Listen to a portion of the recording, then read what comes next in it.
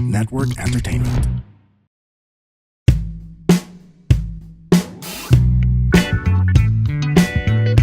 Hello everyone! Welcome to another episode of Kaya Pa Ba? And I think as you might notice, ako lang po sa episode na to. So we are doing our very first ever solo episode, which we're still trying things out because nasa infancy stage pa lang tayo ng aking podcast. At for this episode, we are taking in audience questions about life, career, parang life and career lang kasi parang hindi ko atang kayang sumagot ng mga financial questions nyo or kung ano pa mga iba yung emotional questions. So about a few days ago, I asked you guys on Instagram kung ano ang mga nais nyong malaman.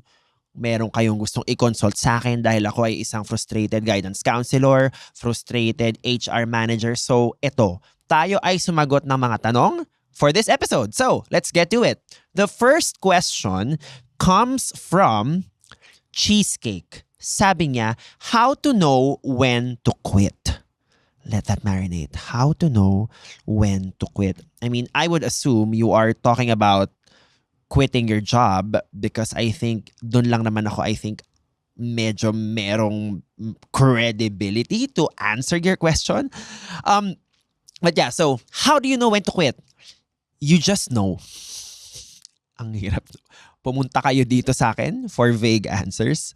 No, because most of the things that I'm going to answer today are really, I just try to come from my life experience and hopefully in me relating it to my life experience, you are able to find the parts that resonate with you and take that with you however you want to take it. So going back to the question, now how do you know when to quit?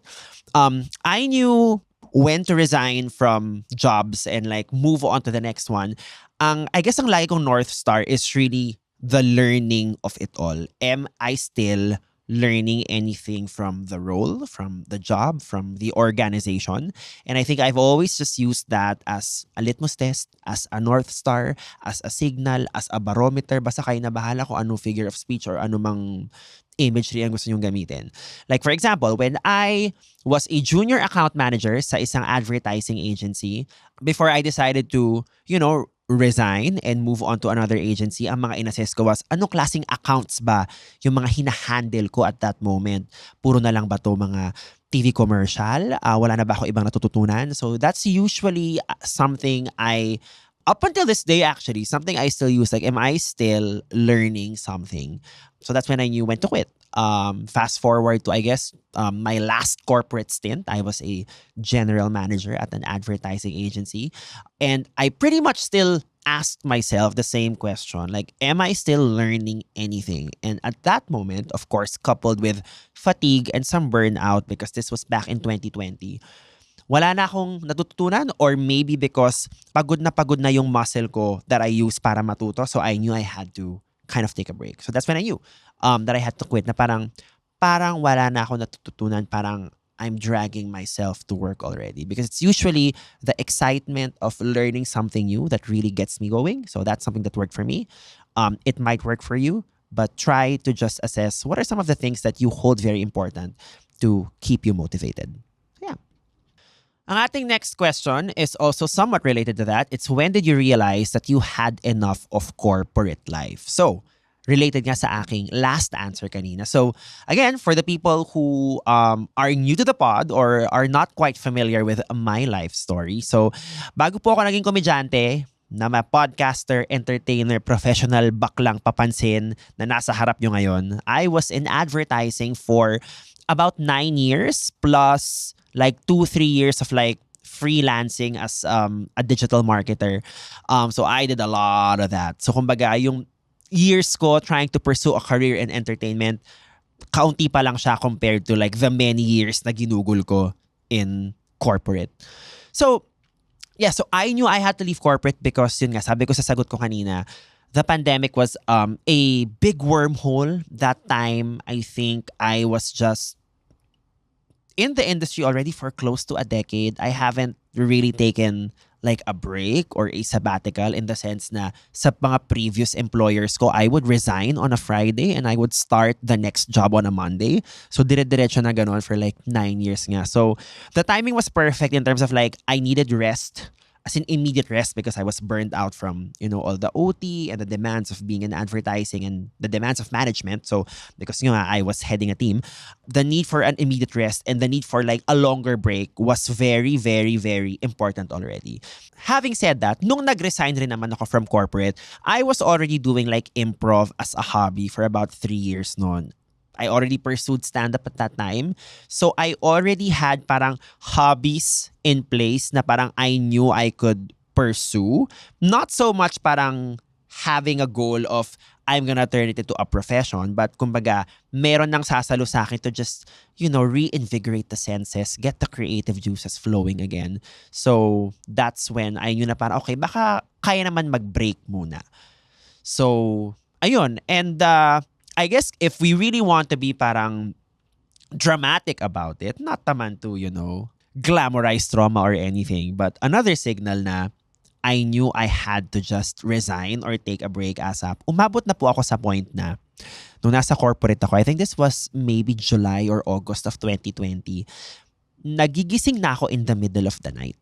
I think it's because my body goes through so much pressure, tension, trauma during the day from the demands of work na hindi pa fully nakakahabol yung utak ko or something. I mean, I'm not a doctor or anything, pero hindi ko lang maintindihan na nagigising ako in the middle of the night, nagawa ko na lahat ng tasks ko to be ready for my meetings the next day, but for some reason, gising pa rin ako in the middle of the night.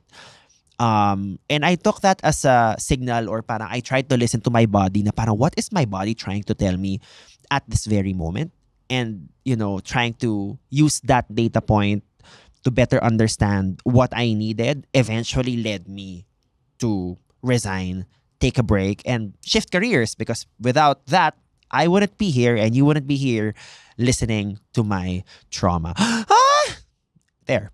Our next question. Ang tanong niya is, okay lang ba to not build friendships at work and just be professional and do your work? This is a great question. I think the answer to that is yes. Okay lang yon because, it's yun yung boundaries na kailangan mo to be able to do your work properly, to be able to give your all, and also to, pag uwi mo ng bahay, ma-maximize mo yung rest period mo and you don't think of work as much. I mean, if that works for you, go do it as long as you're, number one, are able to do your work efficiently, productively, and effectively. And number two, you naman not trying to nurture friendships at work doesn't mean you're being a bad person, diba? Setting boundaries, I think, is quite courageous and honorable. And I think we owe it to the people around us and to ourselves to just have boundaries. Having said that, I personally am open to being friends with the people I work with, but not right away. I'm the kind of person I think I'm gonna need to like work with you a number of times first before I even consider or before I even remotely consider the possibility of us being friends.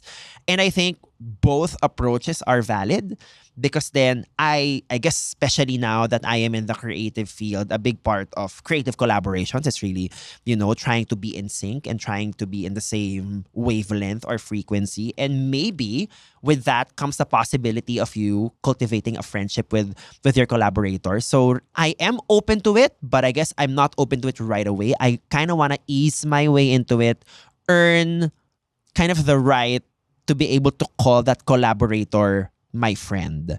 Because I think lumalabas rin ng mga times na mahirap makipagtrabaho sa friends mo because nabublur yung lines. Diba? You are not able to be as firm as you want to be.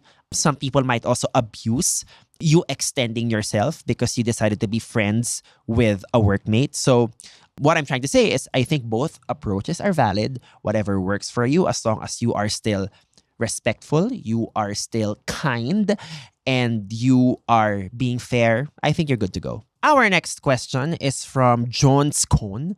Ang tanong niya, paano if gusto mo ang industry or company pero ang pangit ng kultura? Ano ang gagawin mo? I love this question. Only because I have personally experienced this. I mean, there's a reason why I lasted about a decade in advertising. It's because I really loved the work. I really loved the industry. I love the creative problem solving that is deeply baked into the industry. But of course, just because you love that parts of the job doesn't mean that you love every other part there is. That's also the reason why I have resigned from a few posts that I kept, because culture very, very much is a factor. Kasi araw-araw yan yung mga pupuntahan mo sa opisina, di ba? Isipin mo, magko-commute ka ng grabe. Di ba? Gigising ka ng maaga, magpapaganda ka for work, tapos pagdating mo doon, ang pangit ng vibes.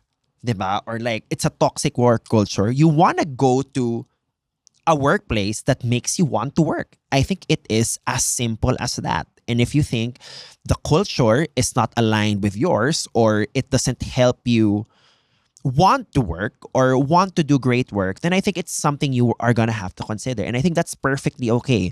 It's the same thing as, you cannot please everyone. Just because you don't fit their culture or you don't fit maybe the social dynamics in an organization doesn't mean that you are the problem. It kind of goes both ways, diba? It should be a partnership with whatever the organizational culture is and what you bring to the table and just how you are wired as a human being.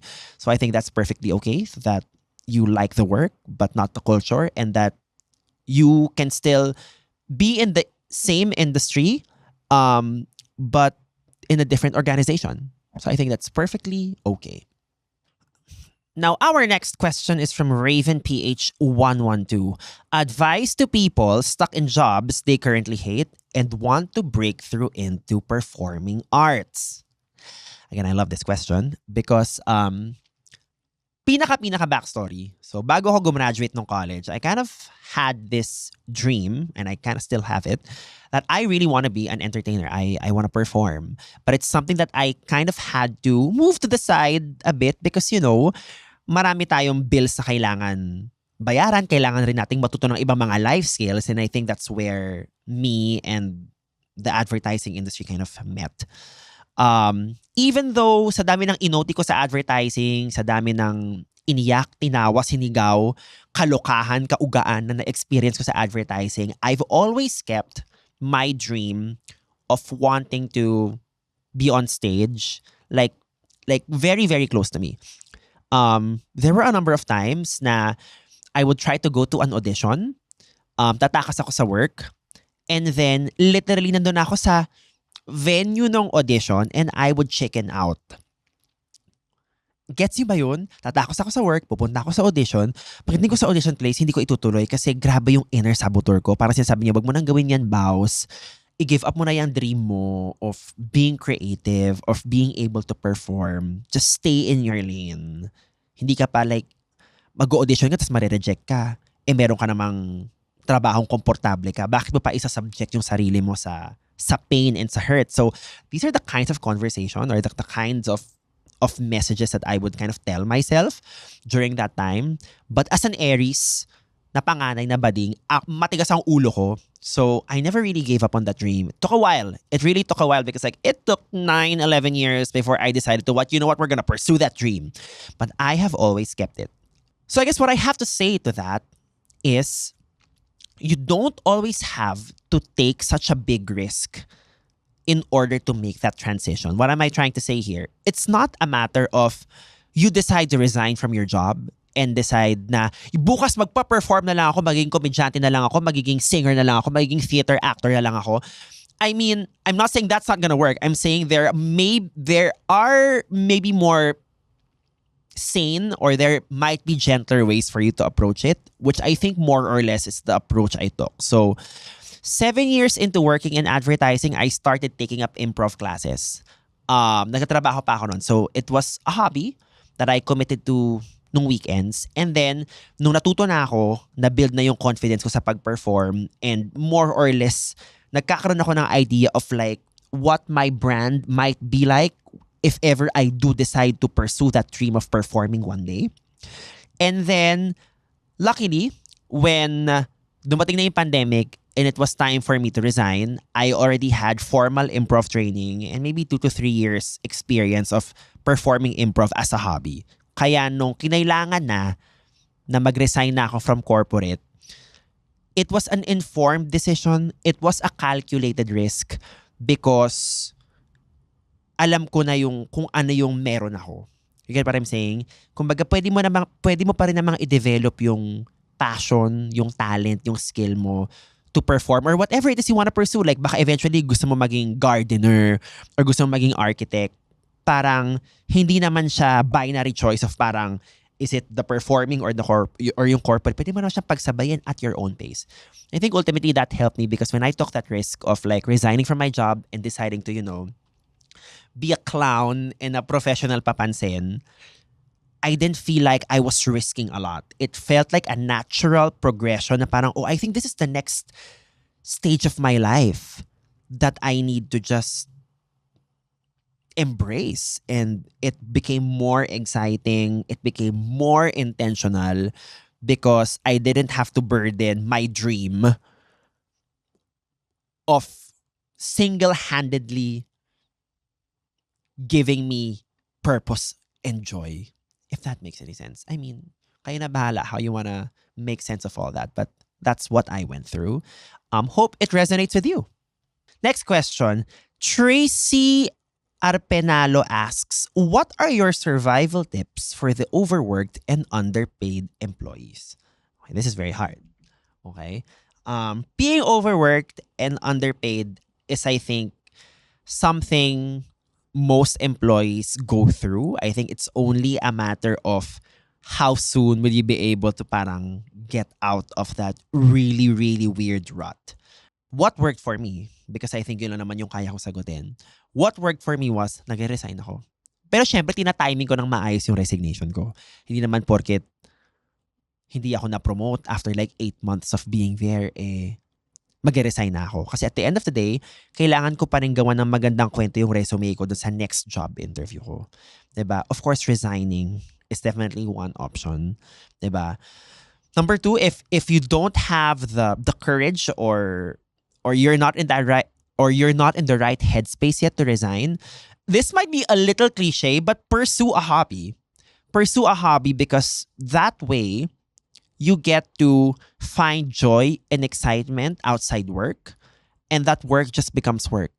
'Di ba? You are not defined by you experiencing being overworked and being underpaid because, on the weekends, there is a hobby, there is a community that will nourish your soul, 'di ba? Make you look at the world with like bright, hopeful eyes.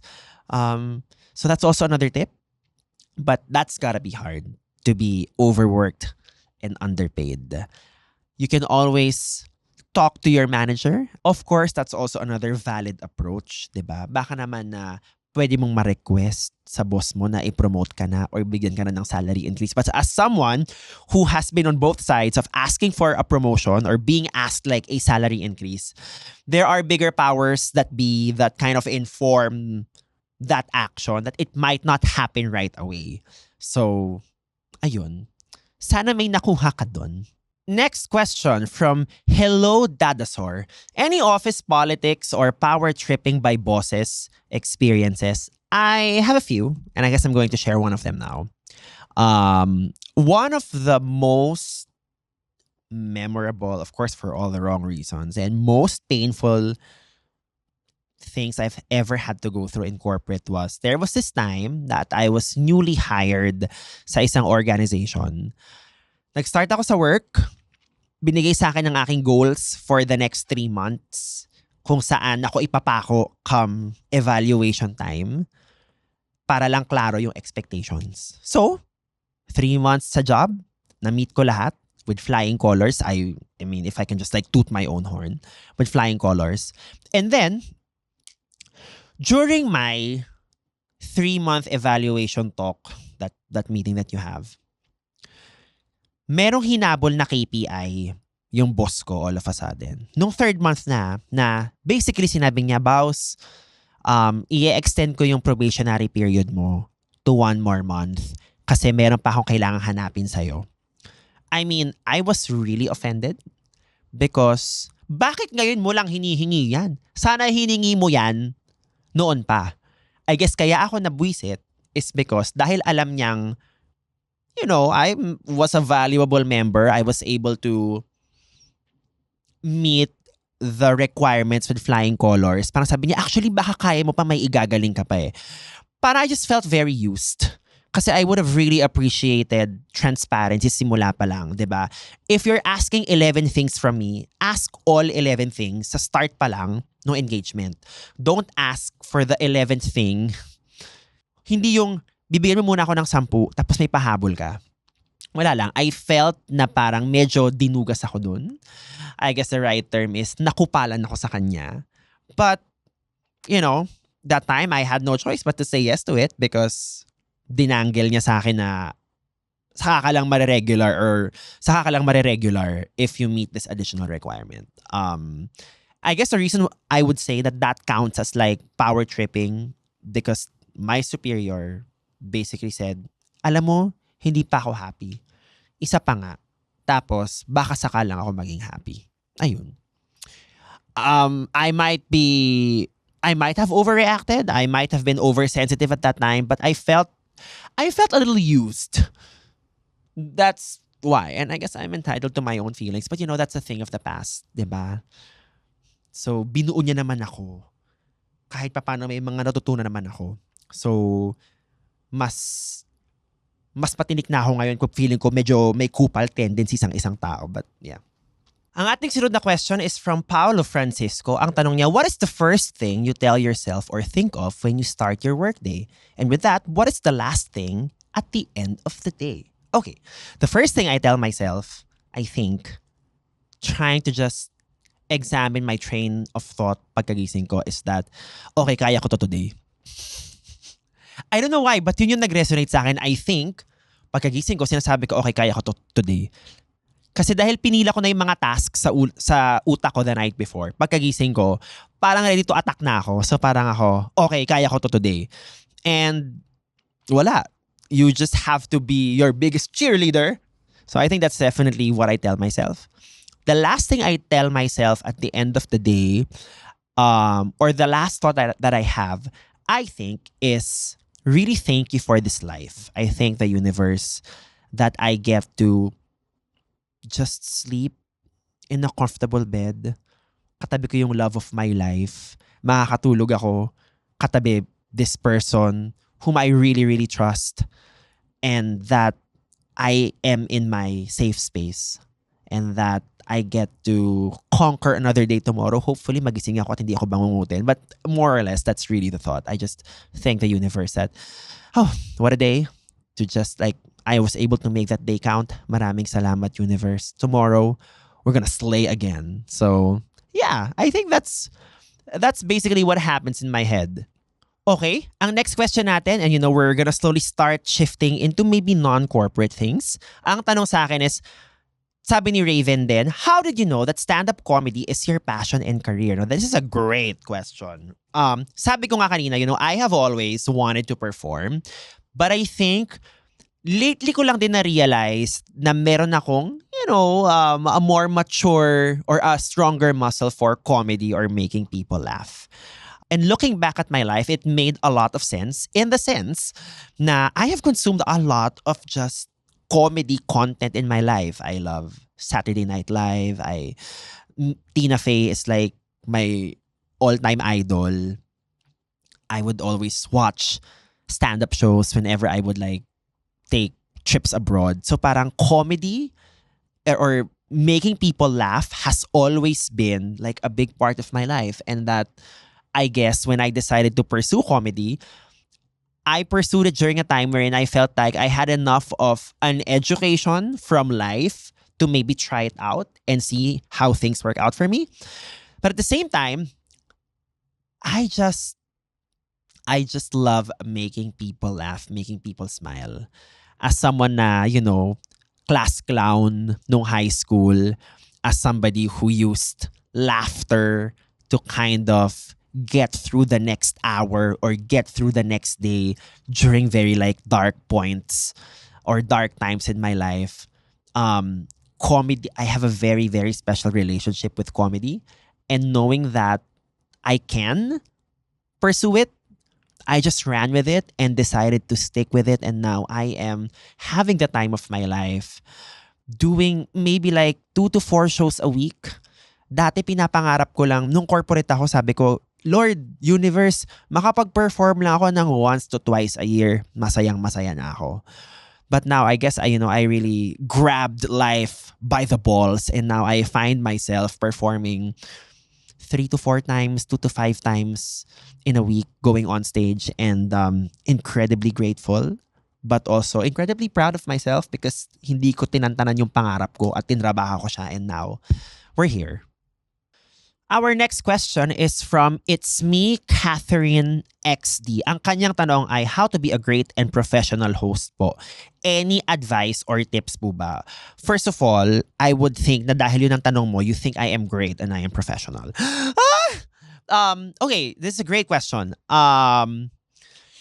Definitely rehearse your piece is maybe the most important advice I would give. I remember when I was just starting to take on corporate hosting gigs, I would rehearse the script 2 days before the gig, 1 day before the gig. Inaaral ko talaga yung lahat ng parte ng script para kabisado ko siya, para pagdating ko sa stage, I know when to hit my marks and I'm able to improvise and just be able to entertain the audience because kabisado ko na yung script. And then the more I develop that muscle, now I find myself na may mga events na I would just rehearse it maybe the night before or kapag sobrang busy, I'm confident na pwedeng daanan ko lang yung script ng mabilis, maybe like 4 to 5 hours before the event and I'm gonna be fine. So yun, I had to train that muscle. So I had to train that muscle to just be more confident, competent, and also just to enjoy it more. Pero nung sa start, kind of didn't really take it for granted. Didn't assume na parang, dahil charming naman ako on stage, pwedeng hindi na ako mag-rehearse. So sa start talaga, kind of really over-prepared. But now I find myself na because I have that muscle already, I can, take maybe like shorter time to rehearse for something. But of course, if there's a very, very important event to host, like usually mga drag race finale events, yun talaga, nire-rehearse ko talaga ng malali up until today because like that gig is so important to me na parang I would want to really, really over-prepare if I could. Another thing that I think is also helpful is record yourself because I think a big part of being able to host is being comfortable with the sound of your voice.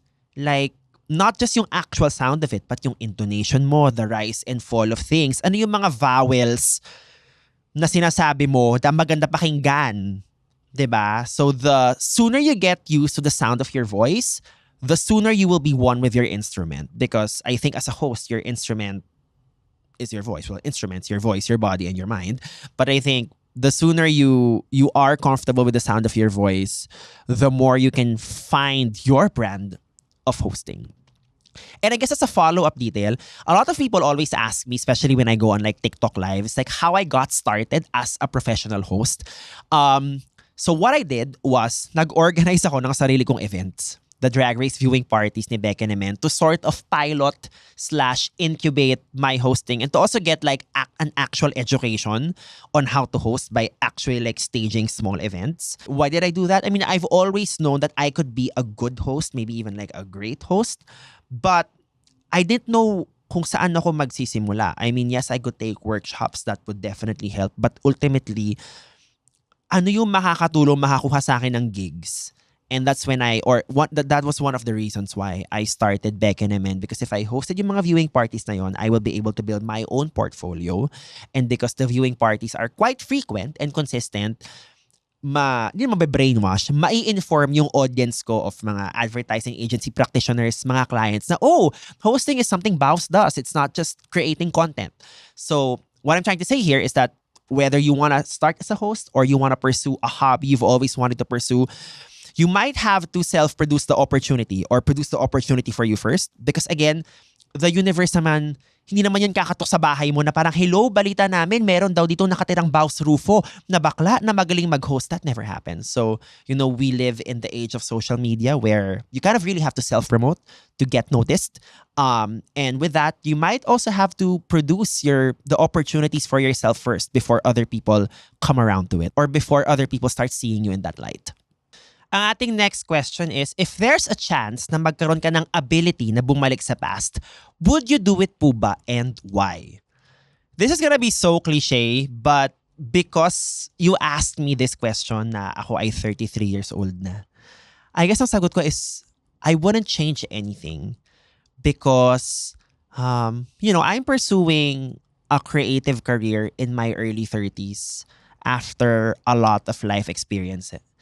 After a lot of corporate experience, life experience. So a big part of my creative expression now feels like I had to live life first before I decided na parang I maybe have the right to say something. I maybe have the right to express myself creatively or artistically. And I'm incredibly proud of being able to say that in front of you because I'm 33, and because I decided to pursue this now, not sooner, not later, it does feel like I am finally living the life I was supposed to live. That doesn't mean that it's all, rainbows and unicorns. I personally think that I work longer hours now, more hours now as a creative entrepreneur versus when I was in corporate. But it is incredibly rewarding. It is incredibly satisfying. And I feel like I am using every fiber of my being, every brain cell of my intelligence to just live life. Alam mo yun? Wala akong nafe-feel na may nasasayang ako. Wala akong nafe-feel na sobra-sobra. Parang feeling ko lang, I'm on the right path. I don't know where I'll be a week from now. I don't know where I'll be 2 weeks from now. But the fact that I am doing what I am doing now gives me peace. And these days, I feel like any kind of peace, we should take that. And that is it for my solo episode of Kaya Pa Ba today. Ano ang mga gusto nyong sunod nating Q&A na topics? Ngayon medyo general, di ba? A little bit of my corporate life, maybe some personal questions, maybe some me being a host, comedian questions, but specific topics tayo. Let's go to more specific topics kasi feeling ko masaya itong mga chismisan natin. So, let me know what else you want to talk about. But for now, don't forget to rate and review Kaya Pa Ba podcast on Apple Podcast and Spotify. And then I'm gonna see you on the next episode. Thanks, everyone. Bye!